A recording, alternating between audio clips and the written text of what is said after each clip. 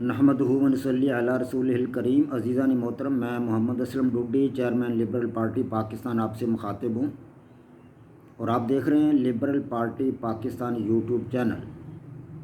عزیزان محترم، آپ کو پتہ ہے کہ اس چینل کے توسط سے آپ کے سامنے لبرل پارٹی پاکستان کا منشور بیان کیا جاتا ہے، اور میں اس مقصد کے لیے آپ کے سامنے وقتاً فوقتاً اپنے خیالات کا اظہار کرتا رہتا ہوں۔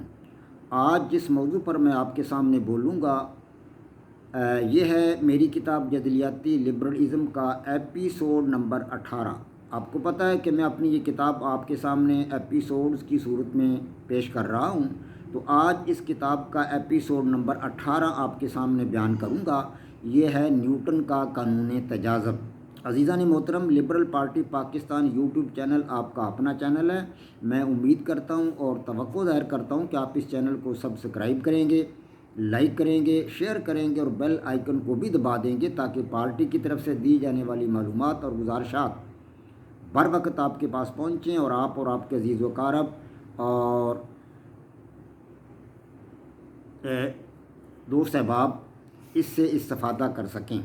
عزیزان محترم، کائنات میں موجود جتنی بھی چیزیں ہیں، مادی اشیاء، وہ ایک دوسرے کو اپنی طرف کھینچتی ہیں۔ ہم جانتے ہیں کہ مادہ ہر اس چیز کو کہتے ہیں جو وزن رکھتی ہے اور جگہ گھیرتی ہے۔ جو اشیاء وزن نہیں رکھتی، جگہ نہیں گھیرتی، انہیں ہم مادہ نہیں کہتے۔ مثال کے طور پر نیکی ہے، بدی ہے، جھوٹ ہے، سچ ہے جی، فیاضی، سخاوت، ایمانداری، دیانت، یہ چیزیں وزن نہیں رکھتی۔ انہیں چیزیں بھی نہیں کہا جا سکتا، اشیاء نہیں ہیں یہ، بلکہ حقائق ہیں۔ انہیں سماجی حقائق کہا جائے گا، یا معاشرتی حقائق کہا جائے گا، یا معاشرتی اقدار کہا جائے گا۔ یہ اشیاء نہیں ہیں، چیزیں نہیں ہیں۔ چیز وہ ہے جو وزن رکھتی ہے، مادی چیز وہ ہے جو وزن رکھتی ہے اور جگہ گھیرتی ہے، اسے ہم مادہ کہتے ہیں۔ تو مادی اشیاء ایک دوسرے کو اپنی طرف کھینچتی ہیں، یعنی مادی اشیاء کا مرکز جو ہے دوسری چیز کو اپنی طرف کھینچتا ہے، دوسری چیز کا مرکز بھی سامنے والی چیز کو اپنی طرف کشش کرتا ہے، اوپر نیچے والی چیزوں کو بھی ان کے مرکز اپنی طرف کھینچتے ہیں۔ اسے تجاذب کہا جاتا ہے۔ کشش، اٹریکشن یا تجاذب، گریویٹیشن۔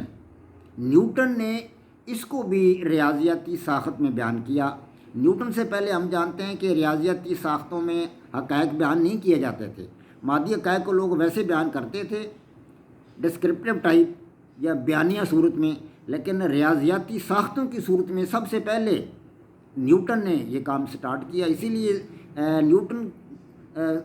نیوٹن کے کام سے ہی اس کو سائنس کا نام دیا گیا، اس علم کو سائنس کا نام دیا گیا، اور نیوٹن کو مطلب سائنسدانوں کی فہرست میں بلند ترین مقام حاصل ہے۔ تو نیوٹن نے اس کو بھی، اس کشش کو بھی ایک ریاضیاتی ساخت میں بیان کیا، اور انہوں نے کہا کہ یہ جو کشش کی قوت ہے یہ دونوں جسموں کے جو کمیت ہے ان کے حاصل ضرب کے راس متناسب ہوتی ہے۔ یعنی قوت تجاذب، دونوں چیزوں کے درمیان جو قوت تجاذب موجود ہے، قوت کشش موجود ہے، یہ ان دونوں چیزوں کی جو کمیت ہے ان کمیتوں کے حاصل ضرب کے راس متناسب ہے۔ مثال کے طور پر دو اجسام ہیں M1 اور M2، اب ان کے درمیان کشش کتنی ہوگی، قوت تجاذب کتنی ہوگی؟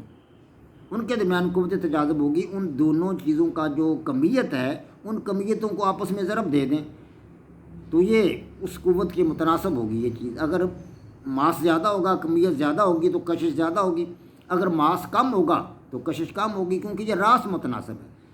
نیوٹن نے یہ بتایا کہ دونوں چیزوں کے جو کمیتیں ہیں، کشش، ان کے درمیان جو کشش ہے وہ ان کی کمیتوں کے حاصل ضرب کے راس متناسب ہوگی۔ تو اس کو ہم ریاضیاتی زبان میں اس طرح لکھیں گے، نیوٹن نے جس طرح لکھا کہ F متناسب ہے M1 M2 کے، یعنی دو اجسام M1 اور M2 کی کمیتوں کا حاصل ضرب ان کے درمیان کشش جو پائی جاتی ہے اس کے راس متناسب ہے۔ یعنی اگر کمیتیں بڑھیں گی تو کشش زیادہ ہوگی، کمیتیں کم ہوں گی تو کشش کم ہو جائے گی، یعنی راس متناسب ہے۔ یہ نیوٹن نے یہاں تک بس نہیں کیا، وہ اس سے بھی آگے گیا۔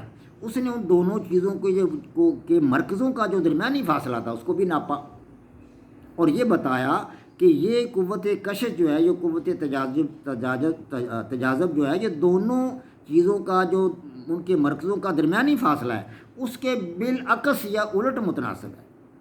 یعنی ایف متناسب ہے 1/d2 کے، ڈی یہاں دونوں چیزوں کے مرکزوں کا درمیانی فاصلہ ہے۔ تو اس نے ہمیں یہ بتایا کہ یہ قوت کشش یا یہ قوت تجاذب دونوں چیزوں کے مرکزوں کے درمیانی فاصلوں پر بھی منحصر ہے، لیکن یہ الٹ متناسب ہے، بالعکس متناسب ہے، یعنی کہ اگر فاصلہ زیادہ ہوگا تو کشش کم ہو جائے گی، اگر فاصلہ کم ہوگا تو کشش زیادہ ہو جائے گی۔ لیکن ان کی کمیتیں جو ہے اجسام کی ان کی کمیتوں کے یہ راست متناسب ہے، کمیتیں زیادہ ہوگی تو کشش بھی زیادہ ہوگی، کمیتیں کم ہوں گی تو کشش بھی کم ہوگی۔ یہ ہے نیوٹن کا قانون تجاذب، نیوٹن کا قانون تجاذب۔ اب ایف متناسب m1 m2 اور ایف متناسب 1/d2 ان دونوں کو ہم اکٹھا کر لیں تو اس کو ہم اس طرح لکھ سکتے ہیں کہ ایف متناسب ہے m1 m2/d2 کے، ایف متناسب ہے m1 m2/d2 کے۔ اس سے بھی یہی مطلب ظاہر ہو رہا ہے کہ قوت تجاذب جو ہے وہ دونوں اجسام کی جو کمیت ہیں ان کے حاصل ضرب کے راست متناسب ہے، لیکن یہی قوت تجاذب جو ہے ان دونوں چیزوں کے مرکزوں کے درمیانی فاصلہ کے مربع کے بالعکس متناسب ہے۔ d2 سے مراد ہے ان دونوں چیزوں کے مرکزوں کے درمیانی فاصلوں کا مربع d2، اس کے بالعکس متناسب ہے، الٹ متناسب ہے۔ تو ایف متناسب ہے m1 m2/d2، اس کو ہم اس طرح لکھیں گے۔ اور اگر اس کو ایک مستقل کے ساتھ ضرب دے دی جائے تو اب اس کو ہم اس طرح لکھیں گے ایف برابر ہے، کیونکہ اب تناسب کی علامت ختم ہو جائے گی، جب ہم ایک مستقل کے ساتھ ضرب دے دیں تو وہ تناسب نہیں رہے گا، پھر وہ برابر کی علامت آ جائے گی، ایکول کی۔ ایف برابر m1 m2/d2 کے ساتھ جی لکھیں گے مستقل کے طور پر، یعنی ایف برابر ہے جی m1 m2/d2، ایف برابر ہے جی m1 m2/d2 کے۔ یہاں جی جو ہے یہ ایک مستقل ہے اور اسے مستقل تجاذب کا مستقل کہتے ہیں۔ یہی نیوٹن کا چوتھا قانون تجاذب ہے، چوتھا قانون ہے جسے قانون تجاذب کہا جاتا ہے۔ تو ان 4 قوانین کی مدد سے ایک ایسا مربوط نظام وضع ہوا جس نے کائنات کی تمام مادی اشیاء جیسے کہ سورج ہے، چاند، ستارے، کہکشائیں، اس سارے کے سارے نظام کی جو مکان کی حیت تھی، جو مکان کی ان کی حقیقت تھی، اس کو واضح کر دیا اور بتا دیا کہ چاند کی حرکت کیسے، سورج کی حرکت کس طرح ہوتی ہے، سیارے کس طرح حرکت کرتے ہیں، کہکشائیں کیا ہیں، ان کا وجود کس طرح، یہ ساری جو کائنات کی مادی اشیاء ہے ان کی اس سے وضاحت ہوگی۔ اس طرح نیوٹن کے یہ 4 قوانین ٹیکنالوجی میں استعمال کیے گئے، یعنی انسانی بہتری اور بھلائی کے لیے ان کا استعمال ٹیکنالوجی میں کیا گیا، اور کائنات کے جو مختلف مظاہر ہیں، مادی مظاہر، سماجی مظاہر تو نہیں، سماجی مظاہر تو ہوتے نہیں، سماجی تو حقائق ہوتے ہیں، مظاہر مادی نوعیت کے ہوتے ہیں، یعنی کہ مادی اشیاء کے درمیان جو چینجز آ رہی ہیں، جو تبدیلیاں آ رہی ہیں، جو بڑھوتری ہو رہی ہے، کوئی نئی چیزیں بن رہی ہیں، پچھلی چیزیں مٹ رہی ہیں، یہ جو مظاہر ہیں ان کو سمجھنا آسان ہو گیا ان 4 قوانین، یعنی نیوٹن کا پہلا قانون حرکت، نیوٹن کا دوسرا قانون حرکت، نیوٹن کا تیسرا قانون حرکت اور چوتھا قانون تجاذب۔ ان 4 قوانین کے ذریعے کائنات کے مادی مظاہر کو سمجھنا انتہائی آسان ہو گیا۔ تو گویا کہ نیوٹن نے دنیا میں سائنس کے میدان میں، خاص طور پر کہ میکانیات کے میدان میں بڑا ورک کیا، اور ان کے اس ورک کی بدولت اگلے جو سائنسدان تھے ان کو بہت زیادہ مدد ملی، جس سے کائنات کو سنوارنے میں انہوں نے بہت زیادہ کام کیا۔ نیوٹن کو 1727 میں نیوٹن اس دار فانی سے کوچ کر گئے، اللہ عز و جل ان کی روح کو، وہ اس دار فانی سے 1727 کو کوچ کر گئے، اللہ عز و جل ان کی روح کو اپنے بہتر جگہ عطا فرمائے۔ وما علینا الا البلاغ۔ پاک فوج زندہ باد، پاکستان پائندہ باد۔